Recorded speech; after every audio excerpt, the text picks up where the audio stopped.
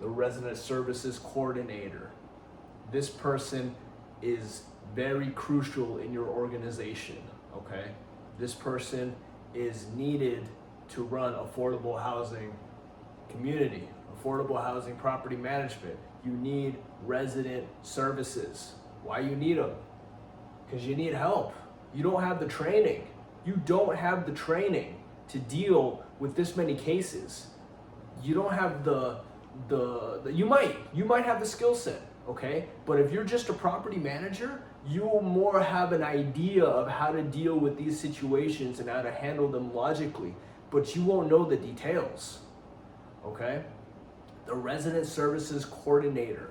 These are people trained in addiction, substance recovery, how to talk to homeless people, how to talk to seniors, after school programs for seniors. These people are trained to do this, and that's why it's very crucial to have them in your organization, okay? You have a good services coordinator, a good social worker on the property, it's gonna take care of a lot of the problems because they can help you out with pretty much everything you need them to do. They can help you, okay?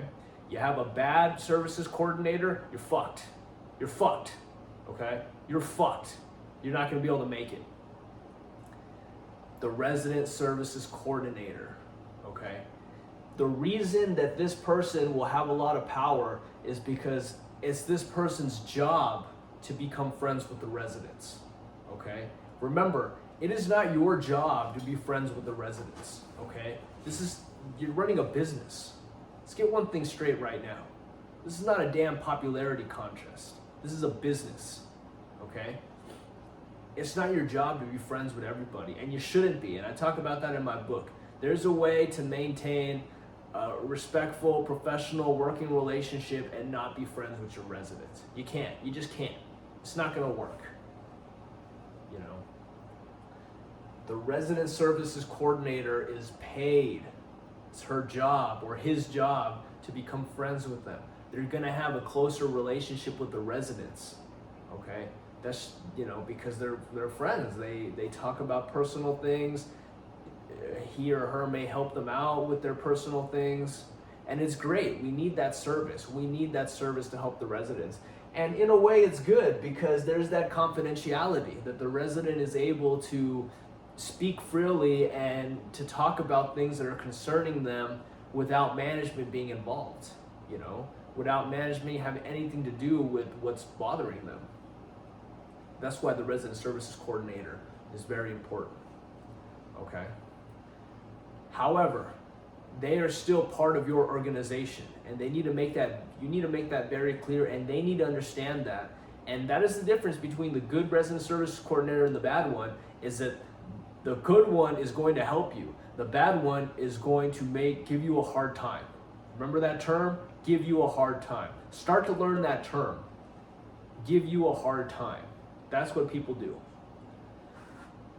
The resident service coordinator can give you a hard time because one, they're very deeply embedded and rooted in your organization, so they know all your movements and they have an idea of what you can and cannot do. Depends. Some of them, they're not so big on the property management side. Other ones, they know it. They've been doing it for a long time. So they know what you can and cannot do. You should know what you can and cannot do, but they can fuck with you. They can give you a hard time.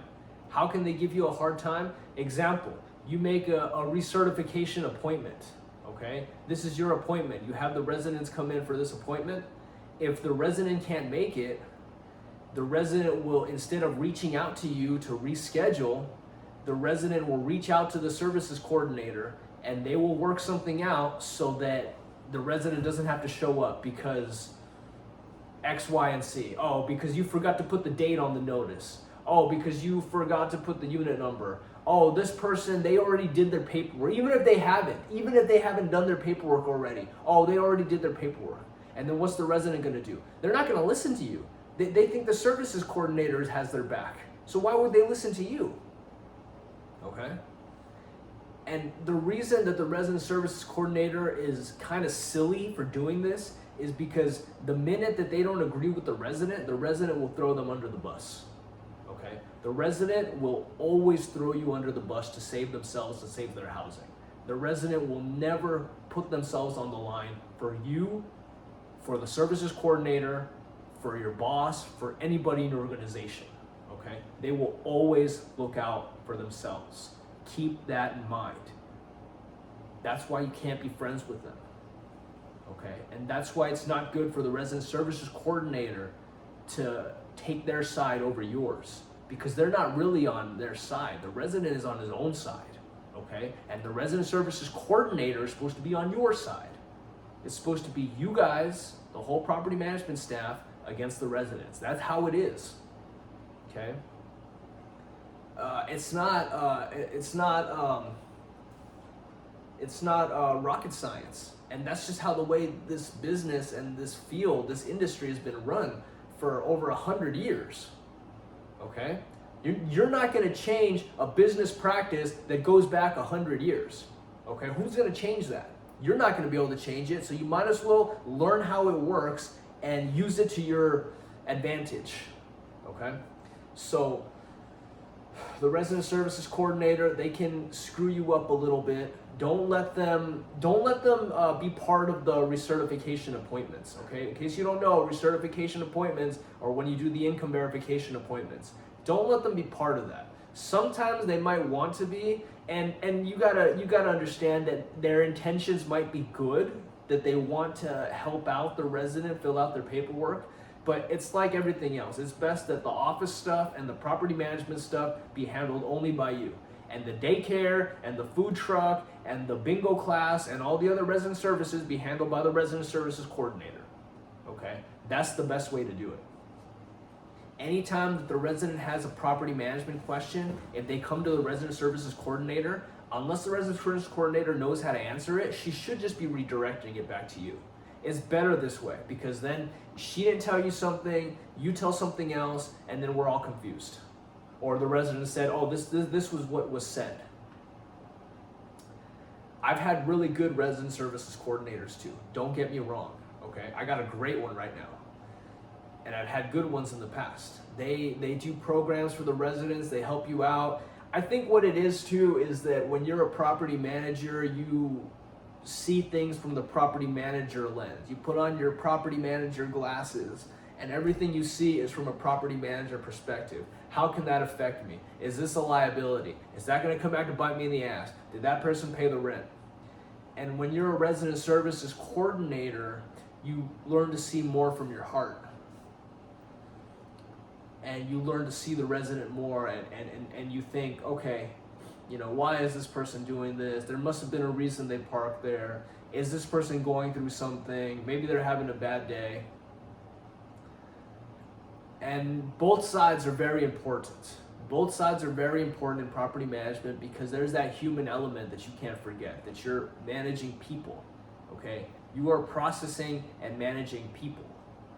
And you have to remember that human element, okay? You cannot forget about that. And that's why it's very important.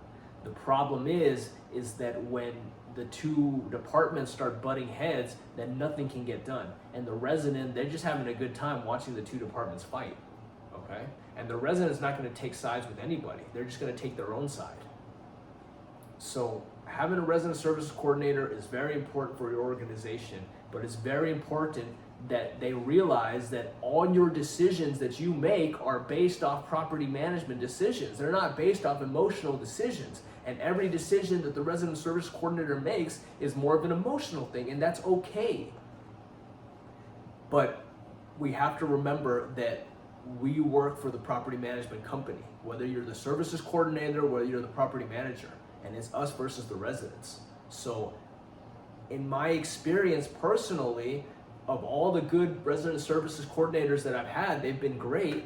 That's the only thing I would say is that to keep in mind that when we make decisions as managers, we're making them from a property management perspective, not from an emotional perspective. And you can't hold us accountable for that because we're people too.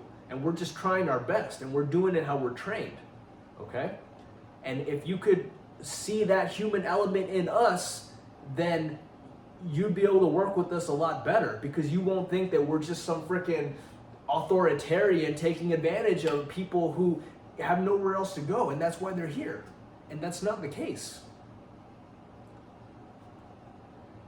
I think that even though we don't always agree on things, I think that we will agree that we want to be here and we want to help out and we love property management. And I think that our customer service and our service to the residents and our service to the community will speak for itself